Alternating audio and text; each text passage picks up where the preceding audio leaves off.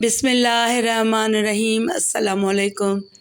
حضرت خولہ بنت صابلہ قبیلہ بنی اوف بن خزرج سے تعلق رکھتی تھیں۔ ان کا نکاح مشہور صحابی حضرت عبادہ بن صامت رضی اللہ تعالیٰ عنہ کے بھائی اوس بن صامت سے ہوا تھا۔ حضرت اوس بن صامت بوڑھے آدمی تھے۔ بڑھاپے کی وجہ سے مزاج میں تیزی آ گئی تھی اور طبیعت پر خشونت کا غلبہ ہو گیا تھا۔ معمولی بات پر مشتعل ہو جاتے تھے اور قدم قدم پر تشدد پر اتر آتے تھے، یعنی چڑچڑاپن جو بڑھاپے کا خاصہ ہے ان پر حاوی ہو گیا تھا۔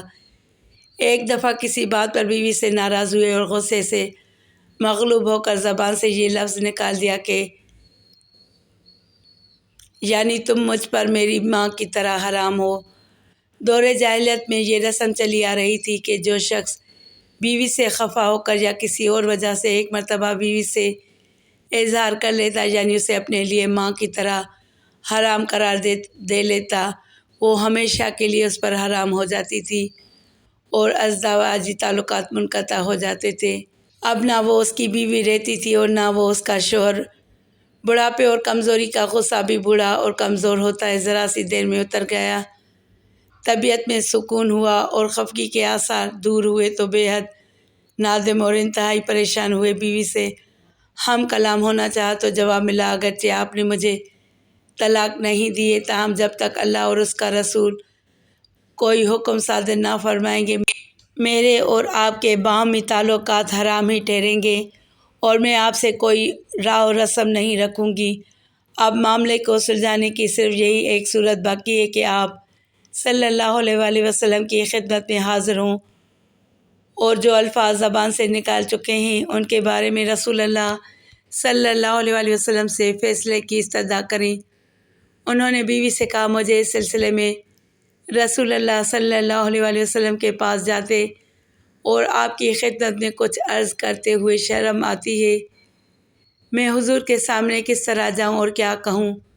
تم ہی جاؤ، ممکن ہے اللہ ہم پر نظر کرم فرمائے اور اپنے رسول پاک کی وساطت سے دوبارہ بحالی تعلقات کی کوئی صورت پیدا ہو جائے۔ چنانچہ حضرت خولہ رضی اللہ تعالیٰ عنہ تیار ہوئیں اور حضرت عائشہ صدیقہ رضی اللہ تعالیٰ عنہ کے مکان پر رسول اللہ صلی اللہ علیہ وآلہ وسلم کی خدمت میں حاضر ہوئیں۔ آپ نے آنے کی وجہ دریافت کی تو بولی، اے اللہ کے رسول صلی اللہ علیہ وآلہ وسلم، آپ کو معلوم ہے اوس جو میرے شوہر ہیں چچا زاد بھی ہیں اور مجھے بہت ہی محبوب ہیں۔ ان کی تیزی طبع، تند مزاجی اور ضعف و پیری سے بھی آپ اچھی طرح واقف ہیں۔ انہوں نے غصے کی حالت میں مجھے ایسی بات کہہ دی ہے جو میں حلفیہ کہتی ہوں کہ طلاق نہیں ہے۔ انہوں نے مجھے انت علی کا زہر امی کہا ہے۔ رسول اللہ صلی اللہ علیہ وآلہ وسلم نے فرمایا، اب تو تم اس پر حرام ہو۔ رسول اللہ صلی اللہ علیہ وآلہ وسلم کی زبان مبارک سے یہ لفظ سن کر حضرت خولہ رضی اللہ تعالیٰ عنہ کو سخت صدمہ ہوا اور بڑی لجاجت اور منت سماجت کے انداز میں رسول اکرم صلی اللہ علیہ وآلہ وسلم سے جھگڑتی رہیں اور اس بات پر اصرار کرتی رہیں کہ ان الفاظ میں طلاق نہیں کہا جا سکتا۔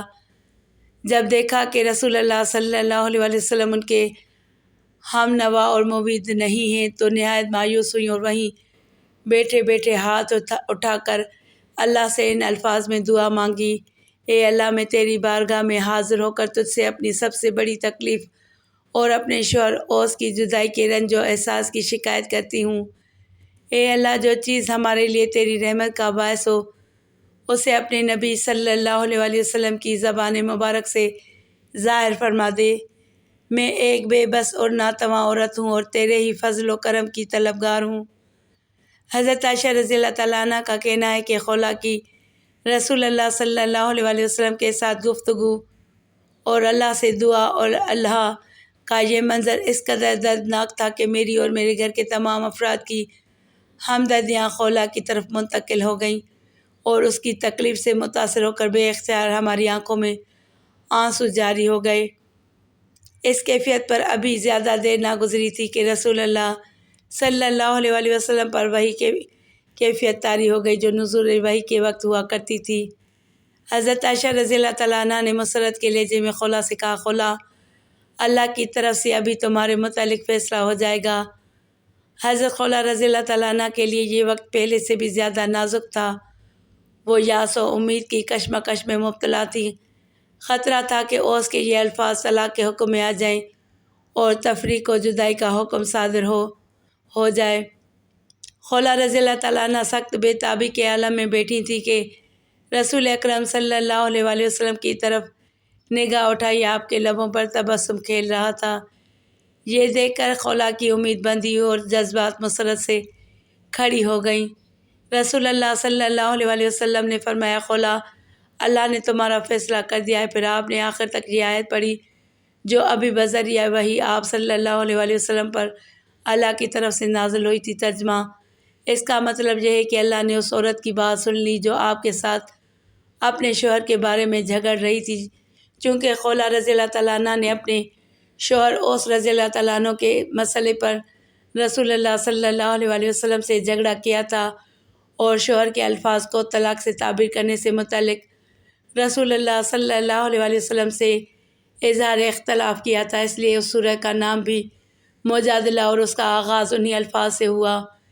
اس مبارک سورہ کی روز سے حضرت خولہ رضی اللہ تعالیٰ عنہ کا یہ خطرہ دور ہو گیا کہ ان کے شوہر کے الفاظ طلاق کے مفہوم میں آ جاتے ہیں۔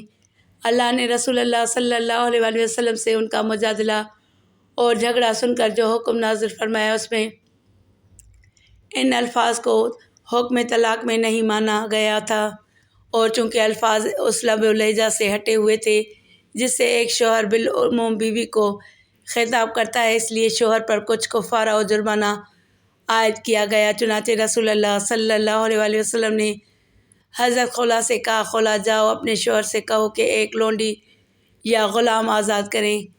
خولہ نے عرض کیا، اے اللہ کے پیارے نبی صلی اللہ علیہ وآلہ وسلم، کیسے آزاد کریں؟ بخدا ان کے پاس نہ کوئی غلام ہے اور نہ ہی لونڈی اور نہ ہی میرے سوا ان کا کوئی خادم۔ رسول اللہ صلی اللہ علیہ وآلہ وسلم نے فرمایا، اچھا تو مسلسل 60 روزے رکھیں۔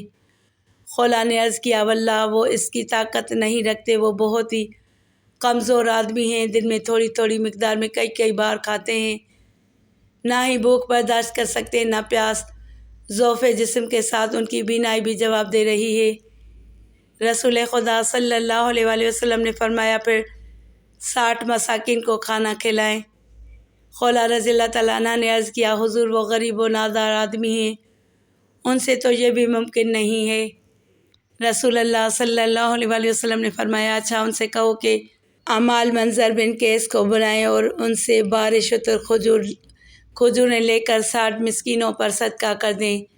خولہ حضور صلی اللہ علیہ وآلہ وسلم کو سلام کر کے رخصت ہوئی۔ گھر پہنچی تو دروازے پر شوہر کو منتظر پایا، بے تابی سے پوچھا، کہو خولہ کیا ہوا؟